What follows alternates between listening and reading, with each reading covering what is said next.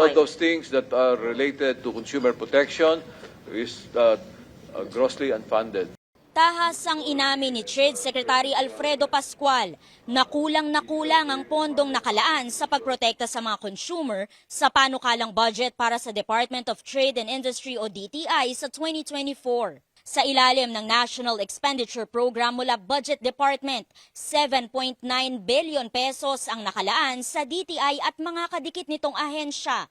Pero sa pagdinig ng Senado, umapela ang DTI ng dagdag na 300 milyong piso para sa consumer protection.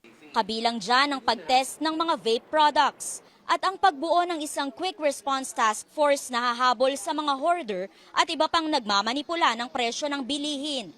Nabuo raw ang planong ito nang naisumite na ang panukalang budget sa Kongreso. Because you cannot expect a junior person, running after hoarders or profiteers in an area where there is a lot of, people of influence, that are operating in the region. An inter-DTI strike team to go around the country to really sort of augment or increase our enforcement activities nationwide.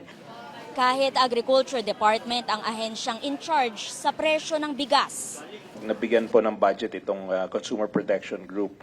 Makakatulong po ito sa pag-monitor ng presyo, ng pagtaas ng presyo ng bigas at ng basic commodities. Suportado ito ni Finance Subcommittee Chairman Mark Villar. Pero si Senate President Pro Tempore Loren Legarda hindi pa kumbinsidong dapat ibigay sa DTI ang hinihingi nitong pondo para sa paghabol ng hoarders at profiteers. Dahil wala naman daw itong police powers. Sagot ni Pascual, makikipagtulungan naman ito sa National Bureau of Investigation at Philippine Competition Commission. Kailangan nyo kaming kumbinsihin na meron kayong kapasidad. Lusot na sa committee level ng Senado ang budget ng DTI pero pag-uusapan pa ang hiling nitong dagdag pondo. Kabilang na ang 200 milyong piso para sa isang Center for Artificial Intelligence Research. Layon daw nitong tulungan ng mga micro, small and medium enterprises sa paggamit ng AI at pag-aaralan din daw ang magiging epekto ng AI sa mga trabaho. Amor Santos, CNN Philippines.